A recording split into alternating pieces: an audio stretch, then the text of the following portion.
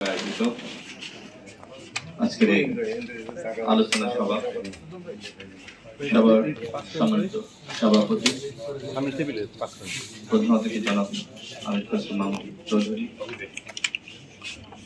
সাইফুল্লাহ ভাই, মঞ্জুর ভাই, রিজ ভাই সহ আছেন, বাবলু ভাই, সবাইকে শুভেচ্ছা।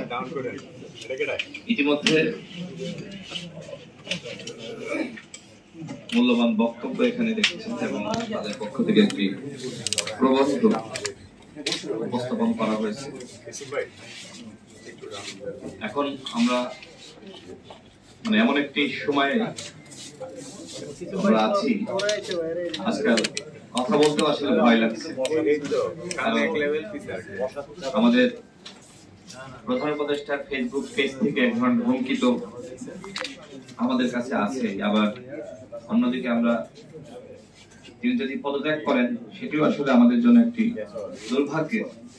নানান ধরনের ভয় নিয়ে এখন কথা বলা লাগছে, কারণ যদি অন্তর্বর্তীকালীন সরকারের প্রধান পদত্যাগ করেন সেটি আরেকটি সংকটের জন্ম দেবে।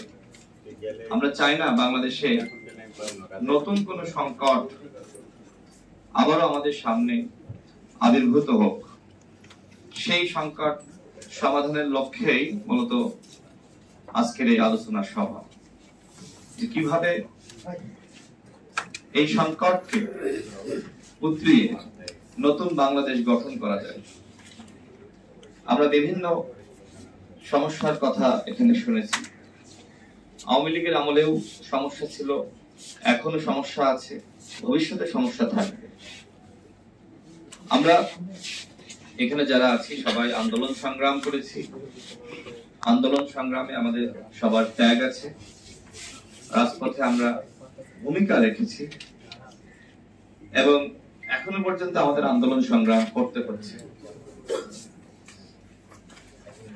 যাই হোক, এখানে অনেক গুরুত্বপূর্ণ অতিথি আছেন, খুব বেশি কথা বলবো না, অল্প সময়ের মধ্যে শেষ করব।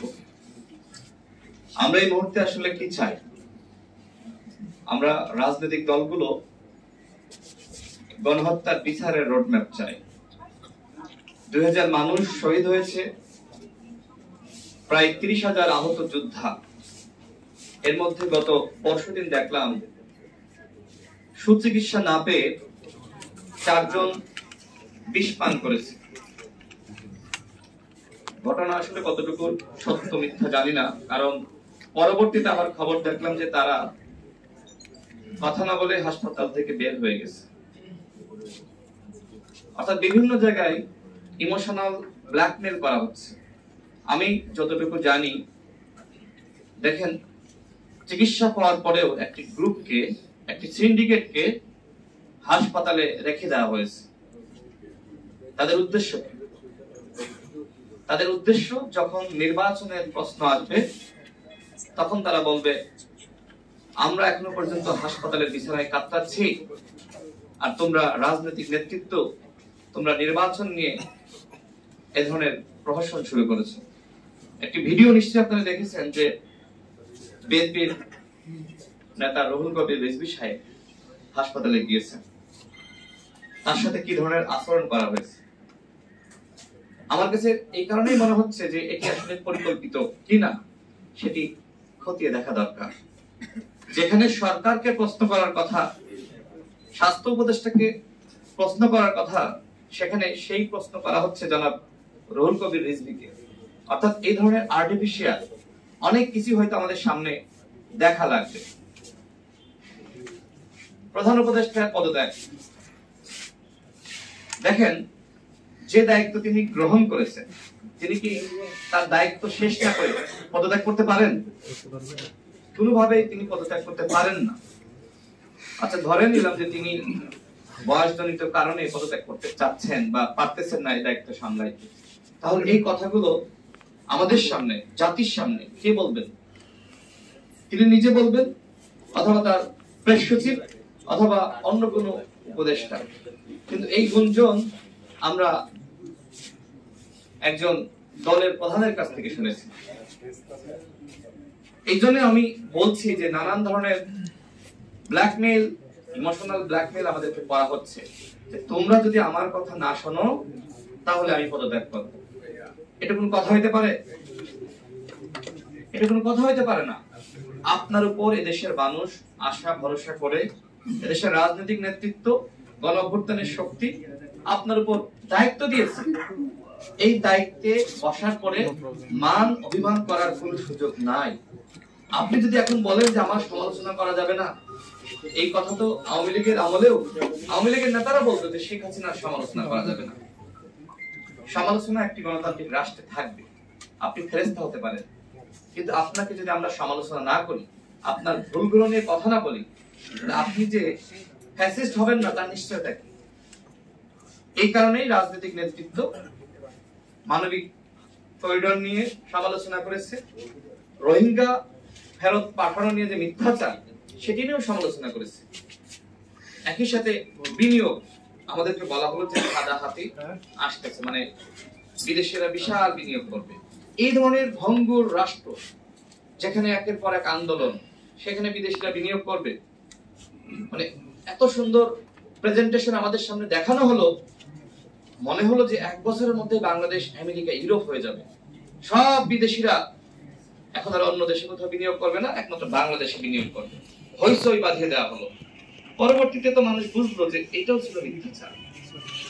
চট্টগ্রাম বন্দর নিয়ে এখন বলা হচ্ছে যে আমরা বন্দর দিচ্ছি না, আমরা ম্যানেজমেন্ট দিচ্ছি।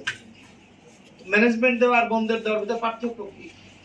2 বছর 5 বছরের জন্য লিজ দিবেন, ওই সময় তো তারাই ওইটা পরিচালনা করবে।